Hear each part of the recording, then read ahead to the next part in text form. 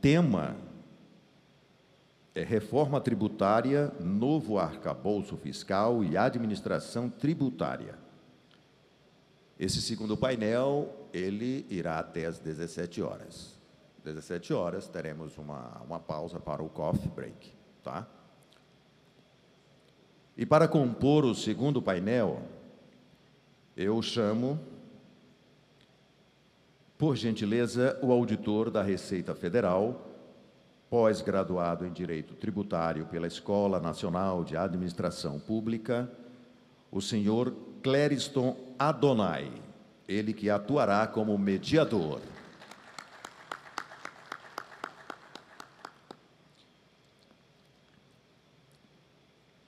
Para participar, também, convidado ilustre, o auditor da Receita Federal e diretor de programa da Receita Federal, pós-graduado em Direito Tributário pela Universidade Federal do Rio Grande do Sul, pós-graduado em Direito Processual Tributário pela Universidade de Brasília, graduado em Ciências Jurídicas e Sociais. Eu convido, por gentileza, e tenho a honra de chamar o senhor Fernando Mombelli.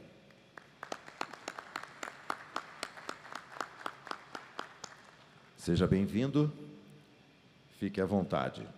Também convido, e tenho a honra de convidar para este segundo painel, o professor da Escola de Direito da PUC, Rio Grande do Sul, vice-presidente do Instituto de Estudos Tributários, IET, doutor em Direito pela USP, mestre pela UFRGS, advogado e consultor. Eu convido, por gentileza, seja bem-vindo, o senhor Pedro Adami. O senhor Pedro Adami discutirá e responderá com o tema Reforma Tributária, Problemas e Oportunidades de Melhorias, ou Melhora. O senhor Fernando Mombelli, ele apresentará os grandes desafios da reforma tributária. Todos presentes, senhor Clériston, agora é com o senhor, com vocês. Muito boa tarde a todos os presentes. De antemão já agradecemos a presença de todos. Esse painel que a gente iniciará agora é um painel com duas pessoas muito especiais, ambos do Rio Grande do Sul, professores. Do meu lado esquerdo, Fernando Mombelli, que é auditor fiscal, que é diretor de programa da Receita Federal e que trata diretamente com o secretário extraordinário da Reforma Tributária, Bernardo Api, nessa temática de reforma tributária, a qual a Receita tem participado ativamente na formulação das propostas de reforma tributária sobre o consumo. E do meu lado direito, o professor que está fazendo doutorado na Alemanha, um professor muito estudioso, muito especial, também, que nos agracia com sua presença aqui no estado da Bahia, e dizer de antemão, professor, que seja muito bem-vindo aqui. Esse painel que se inicia agora é um painel que trata, cuja temática é uma relação de dois temas que está na agenda econômica do país. Talvez iniciou a discussão do ponto de vista do processo legislativo primeiro, que se trata do novo arcabouço fiscal, tecnicamente chamado Novo Regime Fiscal Sustentável, que substitui ao famigerado teto de gastos, né? O teto de gastos e o novo arcabouço fiscal tem como objetivos e premissas o equilíbrio das contas públicas, e aqui a gente não entrará muito no mérito dessa temática do novo arcabouço fiscal, mas sim da relação que ele tem com a principal temática desse evento aqui que nos trouxe, que é a reforma tributária. E aí a gente pode ver uma centralidade do tema, que é a receita.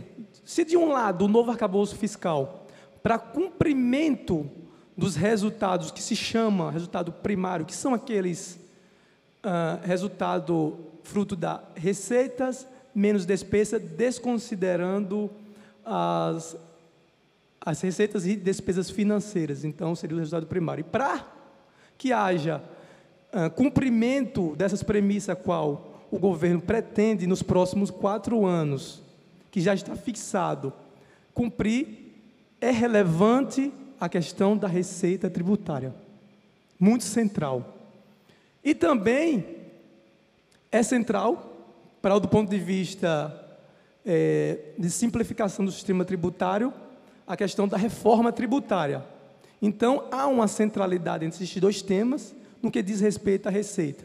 E aí, um dos motivos qual é a relação da administração tributária. E quando eu coloco aqui a administração tributária, eu não coloco apenas, doutor Harrison, a Receita Federal, em âmbito federal, mas também os fiscos estaduais e, de suma importância também, os fiscos municipais.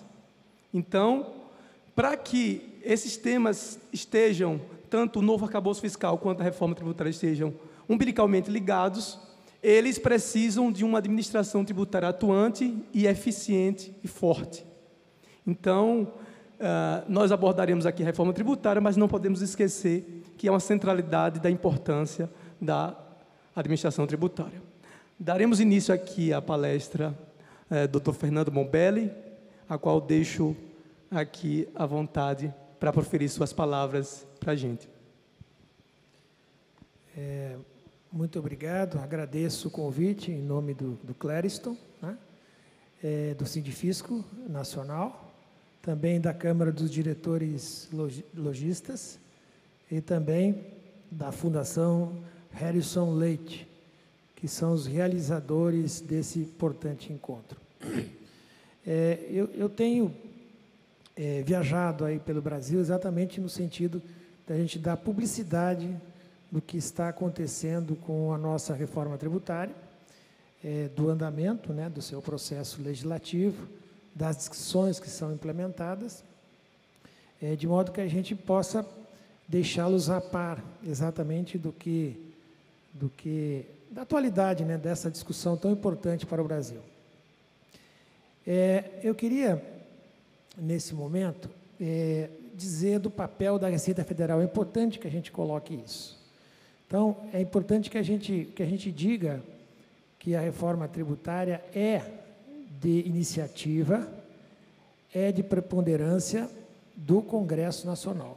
Ou seja, foi uma proposta, e é uma proposta de emenda constitucional que está sendo analisada, que foi de iniciativa do próprio Congresso Nacional, da Câmara dos Deputados.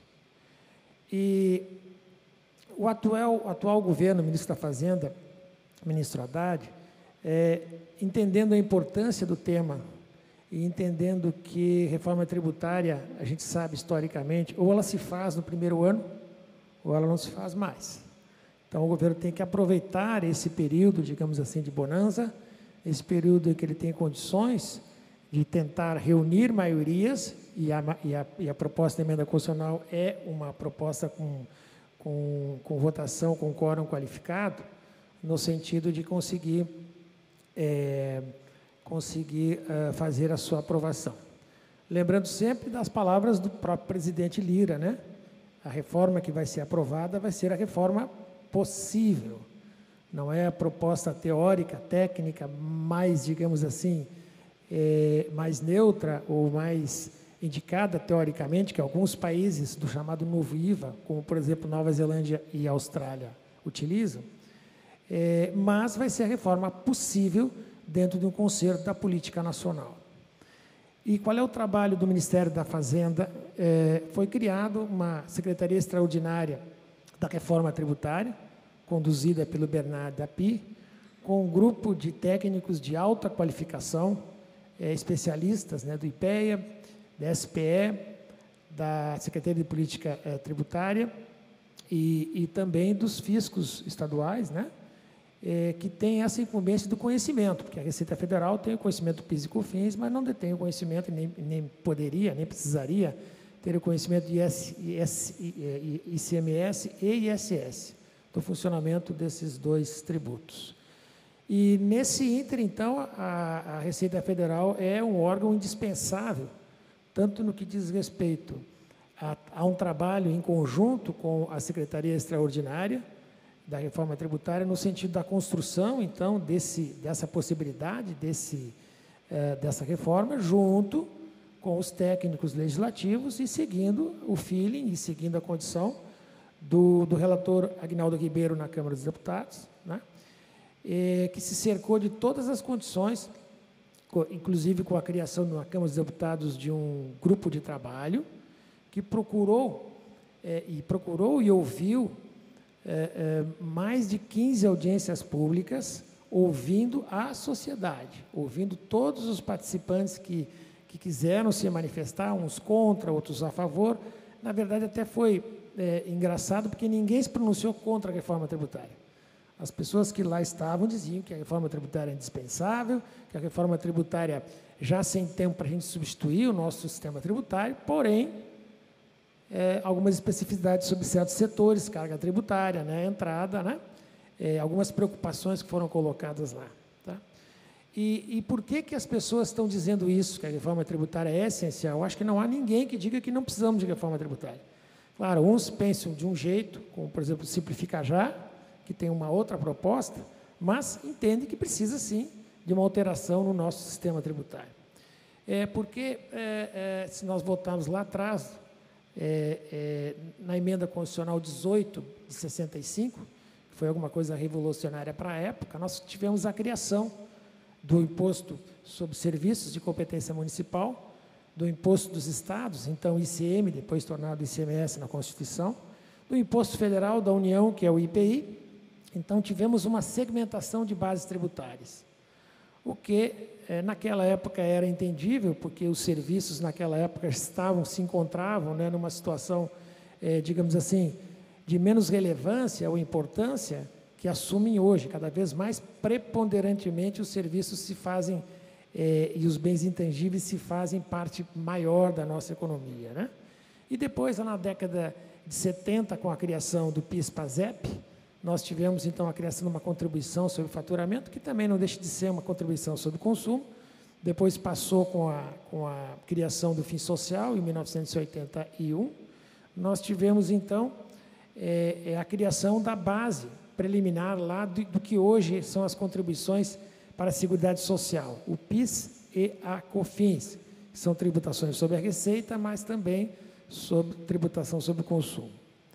Então, nós vemos que todos esses tributos vão ser substituídos, então, por um imposto sobre valor agregado, que é muito importante que a gente coloque essa questão nesse aspecto. Quais os problemas do nosso sistema tributário nacional? Primeiro, há uma divisão de base de consumo entre os entes federativos. Isso gera uma série de complexidades, inclusive de disputas, né? Sobre espaço, sobre o que é mercadoria, sobre o que é serviço, e às vezes, depois de longas discussões, se chega à conclusão que nem serviço era e não é passivo de tributação. Vimos a discussão há pouco, que era do software, né? Se era tributação pelo ICMS ou pelo ISS, que levou também um bocado de tempo para ser resolvida, né? Inúmeras alíquotas e diferentes bases de cálculo para apuração dos tributos, uma complexidade enorme. Isso não aconteceu de propósito, e foi aos poucos a legislação foi ficando casuística, foi ficando fragmentada. Isso tanto em qualquer uma das legislações que nós tivemos, né? Então, a falta de padronização, isso leva necessariamente a uma ineficiência arrecadatória, porque o fisco tem que lidar com muita complexidade, e os contribuintes também. Os contribuintes têm que lidar com esse aspecto referente a como pagar no chamado lançamento para homologação. Quem tem que calcular primeiro é o contribuinte.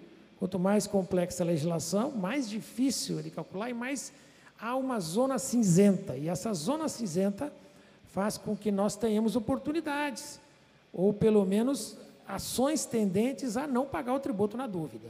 Quanto mais transparente, mais difícil fica não pagar o tributo. Evasão fiscal, então, redunda nisso, né? Distorção na concorrência. Se eu tenho alguém que está vendendo e está tendo uma atitude mais, digamos assim, não vou dizer temerária, mas mais ousada, ele pode ter uma vantagem de preço correlativamente a um que é mais conservador em termos de interpretação. Se a interpretação é dúbia, é duvidosa, é subjetiva, nós vamos ter esse espaço, então, para que nós possamos ter algum tipo de prejuízo para a concorrência. Cumulatividade, o ISS é evidente, mas não é só do ICS, todos os demais tributos ditos quase não cumulativos, na verdade, têm uma boa parcela de cumulatividade. Isso faz com que a gente tenha resíduo em dois importantes setores para o Brasil. Primeiro, a questão que se refere às exportações. As exportações têm um resíduo tributário e todo mundo sabe que para poder exportar, você não pode exportar tributo, porque os outros países não exportam tributo, se preparam para que o preço seja competitivo. Você está jogando no mercado internacional.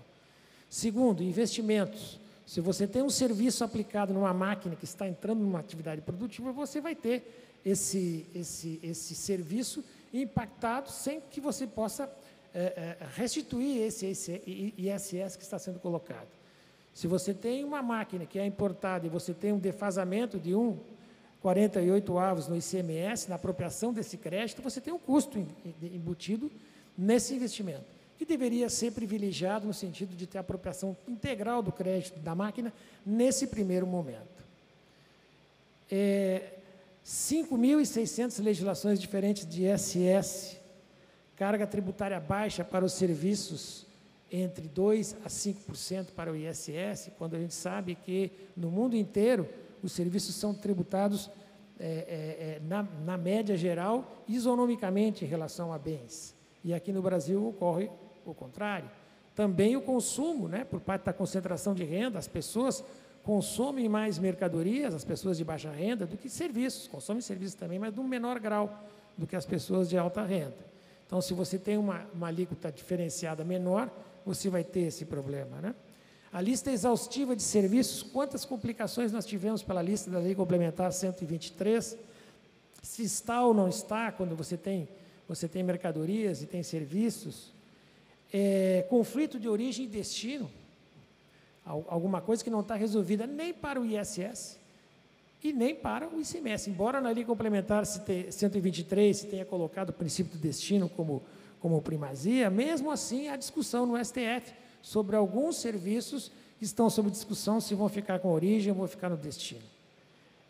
ICMS, a questão da guerra fiscal, da alíquota interestadual, dos estados serem, digamos assim, induzidos a reduzir a carga tributária, gerando um crédito para quem está adquirindo lá. Então, reduz o ICMS de um lado e essa conta é paga pelo estado vizinho, da fronteira. Então, economicamente, não me parece alguma coisa razoável nesse sentido. E depois, como a guerra fiscal começou a ficar generalizada, os próprios estados que detinham a maior capacidade de estrutura, né, de logística, acabaram também por aderir à guerra tributária para contrabalançar a fuga das empresas. E aí você tem o jogo do perde-perde. Ou seja, alguns grandes grupos econômicos levando vantagem, fazendo concorrência, fazendo uma espécie de leilão entre estados para ver aonde seria mais barato do que em relação à instalação da sua planta, né? Cálculo do imposto por dentro, foi relatado aqui de manhã, exatamente essa disfunção, porque o imposto tem que ser claro, tem que ser transparente.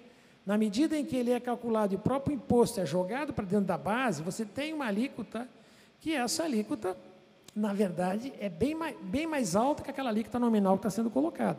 Necessariamente é mais alta, né?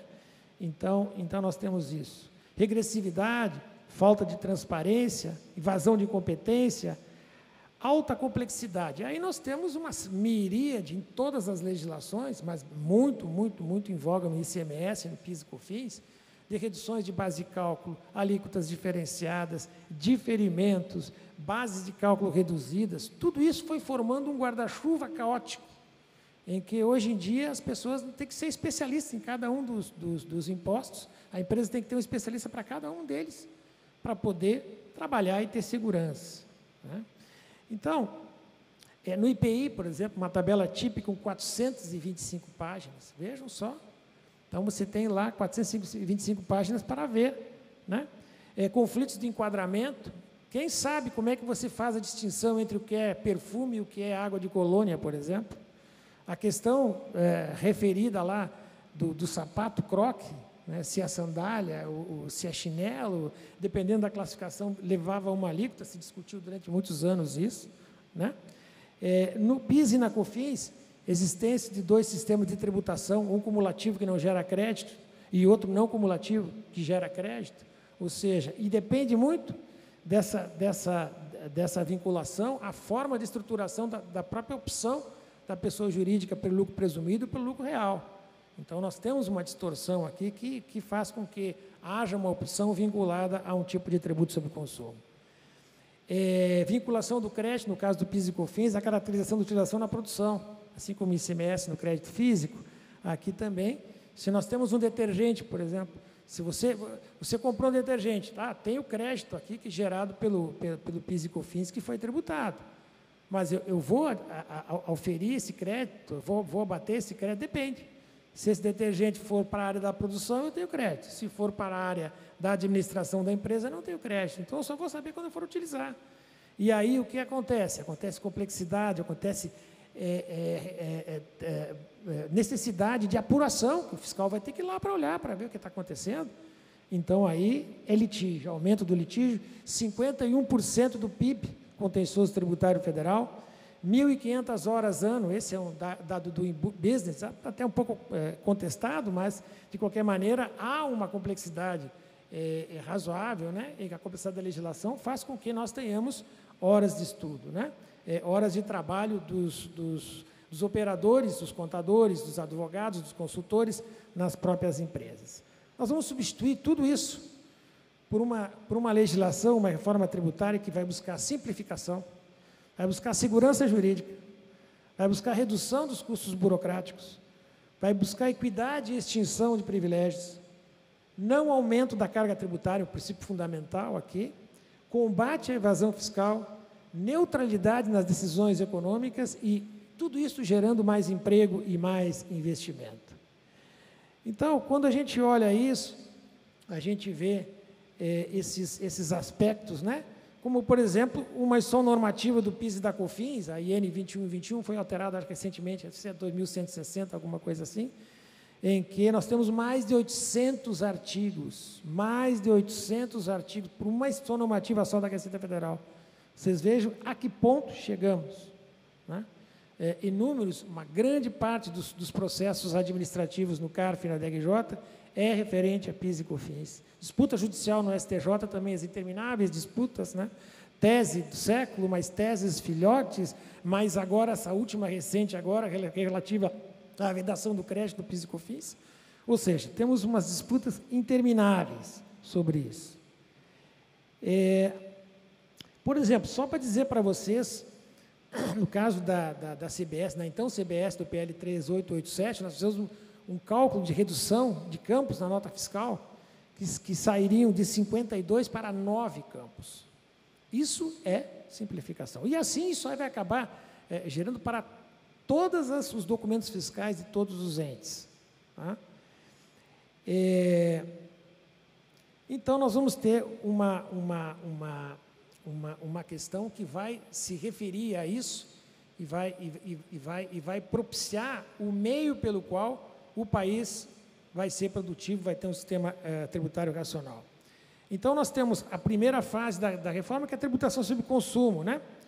Cashback, que aqui já foi referido, que é a devolução do imposto aos mais pobres, constantes de cadastros sociais, porque são eles quem mais precisam, não é alguém de classe média, classe alta comprando arroz, é quem compra e não o produto em si é que merece ser desonerado. Transparência na tributação, com menos distorções e isenções, sistema menos complexo, o princípio do destino, que é fundamental para que a gente tenha justiça, né? e tenha transparência. Simples Nacional já foi referido aqui, não há problema com o Simples Nacional, as pequenas empresas continuam operando da mesma forma, gerando crédito na medida que elas pagam, mas podendo ter a opção de serem contribuintes, se assim o desejarem, no meio da cadeia, sem perder a condição do Simples Nacional. E numa segunda fase, que vai estar prevista para o ano que vem, nós vamos ter, então, tributação sobre dividendos, alguma coisa está sendo colocada aqui, né? Já como intenção, alguma reestruturação na tabela do imposto de renda, e a redução de benefícios fiscais, que hoje atinge a cifra espantosa de 4% do PIB. Tem uma proposta de emenda constitucional já destinando, já dirigindo, o Congresso Nacional já dirigindo esse aspecto para uma redução para 2%. Então tem muita coisa aí para cortar de benefício, que aí você pode fazer uma avaliação e verificar aqueles que são menos produtivos.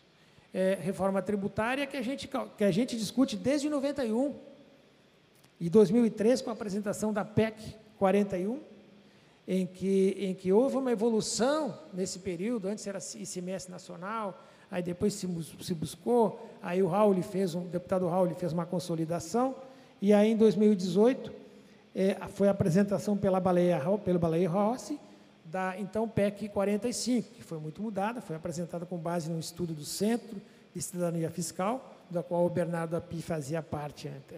Então, foi um estudo muito profundo que foi colocado, porque a pergunta é por que a reforma tributária não foi aprovada? Qual o problema que impactou as demais?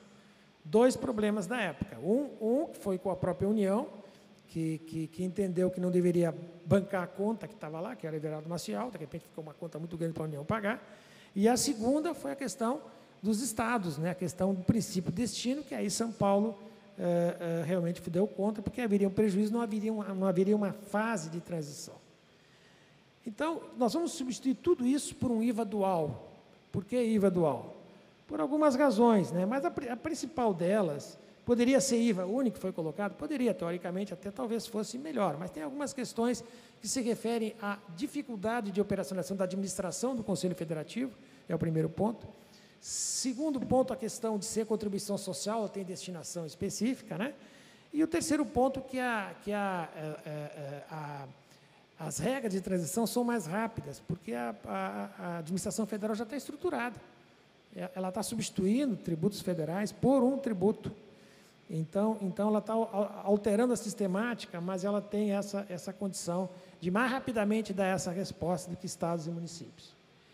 Só para dar um quadro para vocês, enquanto os Estados Unidos têm uma relação de consumo 40,6% em relação ao total, na renda 49,1% e patrimônio 10,3%, enquanto a OCDE, que é a Organização de Cooperação e Desenvolvimento Econômico, reunindo as principais economias do mundo, na média tem 60% do consumo, 34% da renda e 5% em relação ao patrimônio.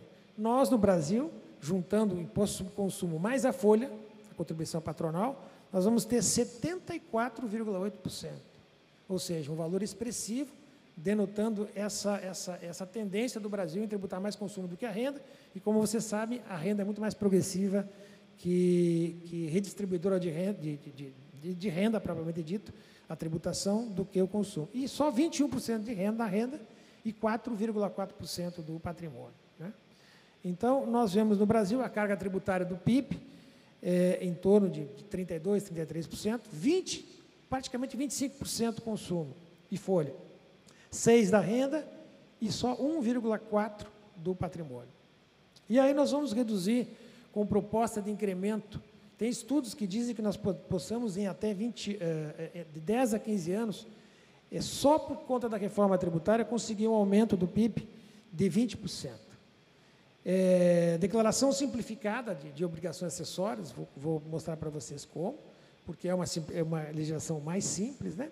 Redução do custo Brasil, esse dado foi dado pelo deputado Luiz Carlos Raul, de 280 a 320 bilhões de reais nesse período todo.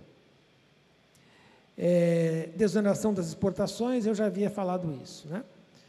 Então, o que nós temos? E aí eu fiz um trabalho, a apresentação aí está disponível para vocês, tá? A criação do IVA dual, né? O que é o IVA? É um produto, é um imposto que é aplicado sobre valor adicionado, valor agregado dentro da cadeia. Nós temos 2 tipos de tributos sobre consumo. Temos outros, né, mas que não vale a pena falar sobre isso. Mas consumo mesmo, nós temos 2, que é o sales tax, que é os dos Estados Unidos, que pega nas vendas da varejo. Então, ele pega só numa parte, que é a parte final. O risco de você ter sonegação é muito mais alto, porque ao longo da cadeia você tem uma distribuição dos riscos, na medida que eu que estou vendendo para uma outra empresa que quer crédito, ela vai me exigir que eu faça a venda com nota, porque depois ela vai passar para outra empresa que também vai querer o crédito dela. Então, ela não quer micar com esse crédito. Então, essa simplicidade faz, desde que funcione a devolução do crédito, faz com que a gente tenha uma tributação mais distribuída, né? O princípio da não cumulatividade, marcado, calcado na Constituição, também com a sua consequência, né, o seu corolário, que é o direito ao creditamento imediato e incondicional dos créditos advindos. Ou seja, se foi utilizado na empresa, seja ele custo indireto, direto, administração, despesa de marketing, qualquer custo que tenha sido tributado, vai gerar crédito. Claro, não vai gerar crédito aquele consumo pessoal. A gente brinca, o sócio da empresa comprou uma Ferrari lá em nome da empresa, mas ele está usando. Então, esse tipo de utilização não vai gerar crédito, né? Manutenção da carga tributária, né? E aí eu fiz uma análise da proposta aprovada na Câmara dos Deputados, tá? Então, tem uma série de questões que já foram colocadas aqui, embrionárias, tá, que foram colocadas a respeito de iniciativa, de alteração do sistema tributário nacional, que são, digamos assim, mais genéricas, são os primeiros artigos da PEC, tá? Da Constituição alterada pela PEC. Mas, partindo do 149B, que é importante, ele diz uma coisa muito importante, tá? Embora seja dual, a Constituição diz que CBS e IBS são irmãos gêmeos siameses. Por quê? Mesmos fatos geradores, mesma base de cálculo, hipótese de não incidência e sujeitos passivos, né? As mesmas imunidades, as mesmas reduções de base de cálculo, os mesmos regimes específicos, tudo isso está calcado na condição da própria Constituição. Então, não há esse problema de a gente ter legislações diferentes nesse nível de que você está tratando da legalidade tributária. Depois, lá na regulamentação, no julgamento, podem aparecer questões que podem ser objeto de diferente interpretação. Mas aí há conserto, uma lei complementar que vai tratar somente disso, tá? A criação do imposto seletivo, e aqui eu queria colocar que aí a saída do IPI, a extinção do IPI está vinculada ao imposto seletivo. Esse imposto seletivo vai se dar sobre bens prejudiciais à saúde, as carteirinhas marcadas aí são cigarro e bebida, né? E bens e serviços prejudiciais ao meio ambiente. Então, uma lacuna mais aberta. E também tem um outro aspecto dito referente à Zona Franca de Manaus, que no futuro, porque o IPI é uma barreira, uma cláusula de barreira, um imposto que é de barreira para a proteção da Zona Franca de Manaus, vai ser substituído mais adiante, quando o IPI foi zerado, por um imposto seletivo dos produtos da Zona Franca de Manaus. Mas aí não vai ser a TIP inteira, vão ser alguns produtos que estão lá colocados, né? Esse imposto seletivo, ele não obedece ao princípio da anterioridade, a alíquota pode ser alterada pelo Poder Executivo, é imposto da União, mas é compartilhado com estados e municípios. E aí nós vamos para o cerne. Se algum dos senhores não tiver pouco tempo para analisar a PEC e quiser olhar o texto, olhem o artigo 156A. 156A é o núcleo da reforma.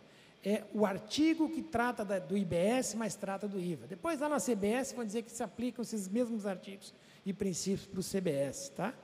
Então, instituição por lei complementar, primeiro ponto, ambos os tributos, incide sobre bens materiais e imateriais, inclusive direitos ou sobre serviços tangíveis, pega praticamente tudo que for da operação comercial da empresa.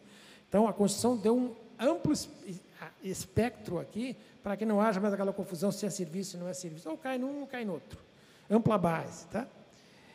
Incidente sobre importação de PJ ou PF, mesmo a PF que for importar eventualmente vai pagar, tá? Não incidência sobre exportações, imunidade, tá? E aqui sim, um princípio, cada ente federativo fixará uma alíquota própria por lei específica. Veja bem, a gente vai ter uma alíquota de referência. Essa alíquota de referência, como foi dito pela manhã, vai pegar os 4 anos, 24 a 28, vai pegar esse período aqui como teste da média para que se calcule a efetiva alíquota de referência calculada para compensar essa carga tributária. Tá? Então, a ideia é de neutralidade. Agora, o município, digamos, o município de Porto Alegre, por exemplo, se deu conta que efetivamente, por caso dele, ele precisaria aumentar a tributação. Então, vai lá na Câmara Municipal de Vereadores, ele vai ter uma alíquota específica, que pode ser vinculada à alíquota de referência ou não. Então, a autonomia dos estados, nesse aspecto, está preservada, né? E como é que vai ser esse cálculo aqui? Neutralidade por ente federativo, neutralidade dentro dos entes dos municípios, neutralidade de carga tributária dos estados e neutralidade tributária da União, né? Imposto não cumulativo, que é o cerne da questão, né? Princípio do destino, né? Não integra a sua própria base, nem do IS, nem do ICMS, nem ISS, nem da CBS, ou seja, é puro, está cumprindo a determinação do Supremo Tribunal Federal, dando um imposto transparente, tanto para o IBS como para o CBS, vão ser da mesma coisa, né? Não será objeto de concessão de benefícios financeiros ou fiscais. Aqui há um grande número de tributaristas que dizem que isso pode afetar a questão da autonomia do Estado. Mas, efetivamente, ao longo do tempo do processo, se viu que isso criou uma série de distorções enormes. E aí, o que se faz? Faz um trade-off. Se troca esse benefício fiscal, que acaba atrapalhando o sistema tributário, por um benefício orçamentário. Ou seja, o Estado vai receber, inclusive, recursos da União, está previsto na PEC, tá? Para que depois, com a divisão dentro do princípio federativo, dentro do entendimento dos estados, para que ele possa aplicar. E aí, então, vai ser mais transparente, porque ele vai dizer, olha, eu tenho recurso aqui para chamar a empresa tal. Vale a pena? É um privilégio? Não é um privilégio? Vai gerar emprego? E aí, sim, as coisas ficam mais claras do que são hoje. Tá? Também a questão de pessoa física domiciliada no exterior. Tá? Só tem que olhar para ver. Tá mais simples, né? Só para eu terminar aqui. Vou deixar de lado alguns aspectos específicos, mas a pessoa domiciliada no exterior pode ser contribuinte. Isso não é nenhuma novidade, nós temos lá na fonte, nas remessas internacionais, também é por razão fixa, se ele participar ou pagar ou de alguma forma concorrer para que haja um negócio de consumo com um brasileiro, né? Então veja, e aí nós temos a criação do Conselho Federativo, que nada mais é do que a possibilidade, o meio que foi estabelecido para que a gente possa ter uma arrecadação num ente só, que possa distribuir isso de maneira rápida, sem ter o poder de reter, a não ser conforme o dispositivo constitucional, que não tem o poder político de reter, de modo que ele possa passar isso para os entes federativos e para os contribuintes. De modo que a gente não tem, então, tem o quê? Uma uniformização e uma operacionalização global. Esse foi o grande desafio da reforma. Criar esse ente de natureza, pessoa jurídica de natureza especial, que vai ser criado, estudado por lei complementar. Sabemos dos problemas relativos à questão federativa, aos estados mais populosos ou não, mas isso o Senado mesmo vai se debruçar como desafio. Tá? As sociedades cooperativas também têm um dispositivo próprio lá, né? E aí, eu não posso deixar de falar, vou passar rapidamente aqui, pelo tempo que me dá, se depois eu puder voltar, eu volto, no sentido de algumas exceções que foram colocadas, tá?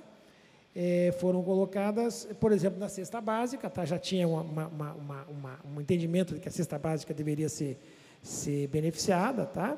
Mas entraram alguns outros bens e serviços durante a emenda aglutinativa. O que eu digo, Mombelli, você é contra ou a favor? Eu sou lá da opinião do meu ministro da Fazenda, que dizia, quanto menos exceções, melhor.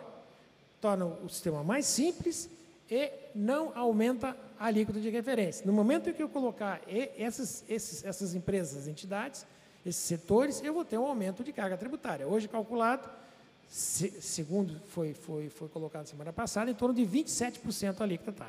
Se mais algum entrar, essa alíquota vai aumentar, todos vão pagar por alguns que vão pagar menos.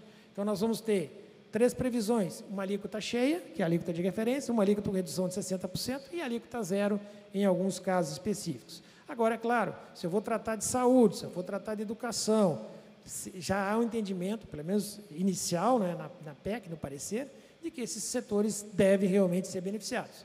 Mas aí, quando a gente começa a colocar outras coisas casuísticas, a gente diz, olha, será que no discutir da reforma não havia jeito, para aprovar tem que ter maioria. Para ter maioria, o relator teve que negociar e fazer na emenda aglutinativa. Tá? Não sei se o Senado vai revisar isso para menos, mas o que eu tenho ouvido do senador Eduardo Braga é que a tendência é, não, pelo menos, não aumentar esse grupo aqui de entidades. Né? Eu queria falar uma coisa, responder a uma crítica, e aí eu vou encerrando, pelo menos por hora, no que diz respeito à operacionalização da atividade do Conselho Administrativo. Tá? Nós vamos ter um grande desafio, porque realmente nós vamos ter todos os tributos antigos, em determinado momento, a partir de 2026, e os novos. Então, aparentemente, nós vamos ter uma complexidade. Só que, e aí é um elogio para as nossas administrações tributárias, tá? Elas são excepcionais, todo mundo inteiro reconhece a competência nossa, porque nós conseguimos administrar o país com uma legislação caótica como está. Então, esse desafio, embora seja grande, embora seja complexo, não vai, isso é um compromisso que se tem, não vai redundar em aumento de obrigações acessórias para os contribuintes.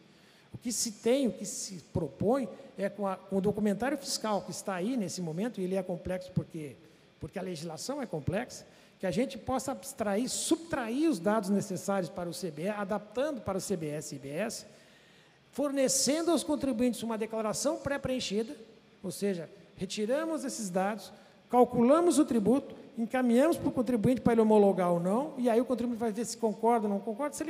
Se ele concordar ou ficar silente, vai haver a geração, então, do instrumento de confissão de dívida, CBS e IBS, pode ser no mesmo documento, um documento separado, e também geração de boletos de pagamento diferenciados. Esse é o primeiro ponto que eu queria dizer para o senhor. Outro aspecto de direito ao crédito. Todo mundo sabe, e aí vou encaminhando para o final, da questão da fraude carrossel que ocorre lá no IVA, né, que é a geração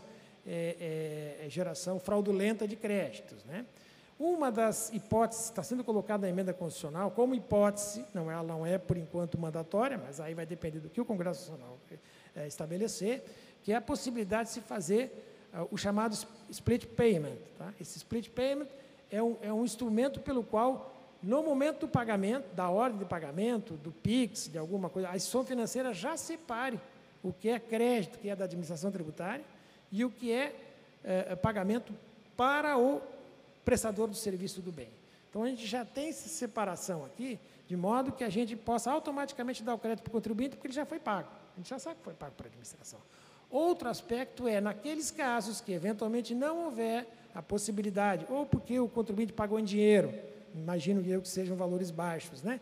Pagou em dinheiro, ou de alguma forma, o próprio contribuinte possa fazer o pagamento para gerar o crédito. Aí vai gerar, digamos, uma relação obrigacional entre ele e o fornecedor, porque ele está pagando crédito para ter o direito ao crédito. Então, são operações que são alternativas à questão, porque o princípio que quer se dar é restituir em até 60 dias, né, num prazo razoável. A emenda constitucional não fala, mas fala em prazo razoável. A gente está falando de 60 dias. É uma operação, na prática, vai ser uma operação de levantamento de batimento de nota. Batimento de nota, separação e verificação do que o contribuinte tem a receber. Se, porventura, ele tiver parado a atividade, se, porventura, ele tiver um volume grande de exportações, né, e tiver alguma circunstância em que, eventualmente, ele acumule crédito, que deveria ser uma anomalia. Não posso me deixar falar sobre o produtor rural. Aí tem lá um tratamento especial para o produtor rural pequeno, produtor rural até R$3.600.000, ele vai ter pode optar por ser contribuinte e gerar um crédito presumido, que deve ser equivalente àquilo que ele teve de resíduo na carga tributária para ele poder passar.